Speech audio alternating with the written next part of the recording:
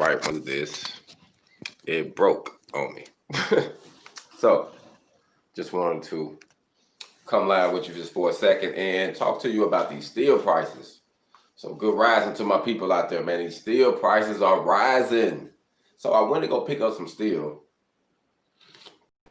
and I didn't notice, like, I think I was looking for my other receipt because on the other one, when I went to the same company, it shows the items that you picked up, but it didn't actually show me the price verbatim. So I was looking through the prices, and I want to say, literally, like it risen, had to be more, it had to be $5 at least, like on certain material, because I went and got a stick of 1.5" 14 gauge tubing, and it costed $28 plus tax.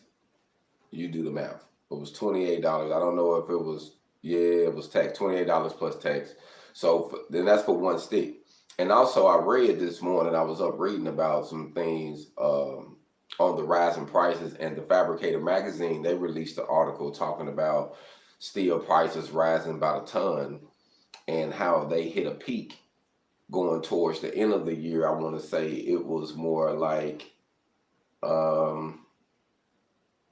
close to, I want to say it had hit, I want to say it was like close to 500 and something a ton, and you know, on hot roll. And I seen that on the average price for scrap metal right now is 116 a ton. So that's pretty much, you know, 2,000 pounds.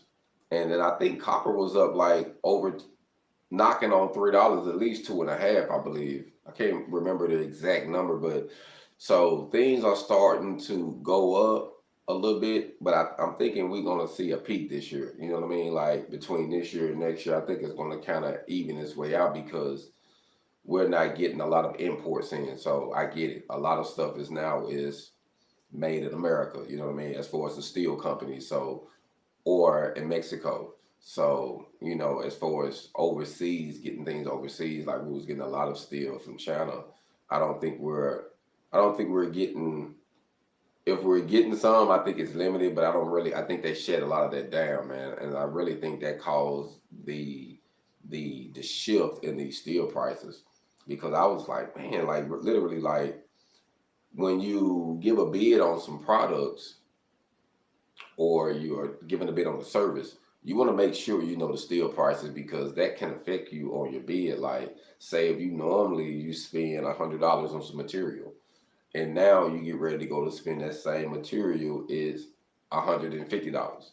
Well, you're gonna have to compensate for that. You know what I mean? So, you know, not saying that, you know, a person be like, well, you know, I don't want to charge my client, but it is what it is. The cost of living is rising, things are going up. So you have to compensate for that.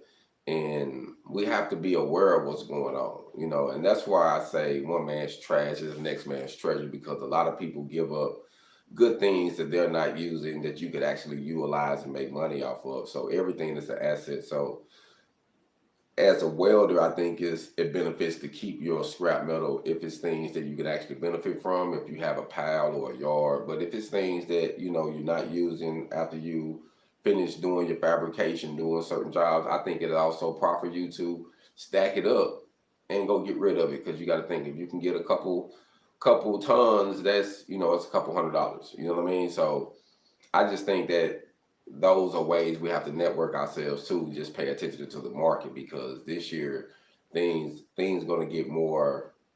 I think things going to get a little bit more tighter. You know how sometimes they say, the old saying says, things going to get worse before they get better.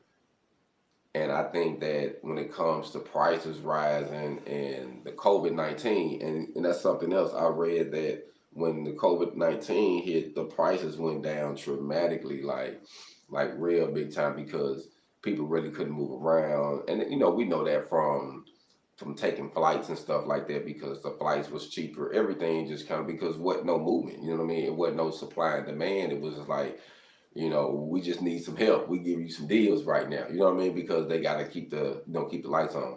So I think that we have to do the same thing. And me coming into Oklahoma City, seeing the change with the pandemic and moving from Feniks, you know, and even though I've been keeping up with the market out there, things slow down, but things are still going when it comes to certain things with essential workers, so to speak. So I think that it's very important, man, when we building our business that we have to stay alert and stay aware of what's really going on with these steel prices on how to build our business up and keep things going. So I just wanted to come to you live just a little bit this morning just to talk to you about that, because once I seen that, man, I was like, man, you know, I think I need to say something about that, because literally I did a bid on something and I didn't notice that the prices had went up so much on certain things. Certain items about the same, you know, but certain things it went up. So you have to compensate for that. You have to keep that in mind when you bidding, when you are doing your fabrication. So I just think it's important that we, you know, that we actually keep our eyes on the market and use everything we have, man. Like, don't disregard anything that's not being an asset or being something you can get a profit out of. So this year, you know, I really think it's important that we really think products over talent, and it takes materials to make products. You know, so if you know it takes certain materials to make products, the price of your product is going to determine on what you can get these materials for. And when you're getting them at a bulk scale, you're always going to get a better price than just going up here buying 4 or 5 pieces at a time. They have places where you can literally go and get, you know, you get over 10 or over 12 or a bulk or whatever their bulk thing is, you save tremendously. And if you're, you know, if you're doing that type of fabrication all the time, you say, hey, I need to keep some of this on standby because this is how I eat. Then, you know, and you got a location, I think that's wise. So just wanted to say that, man.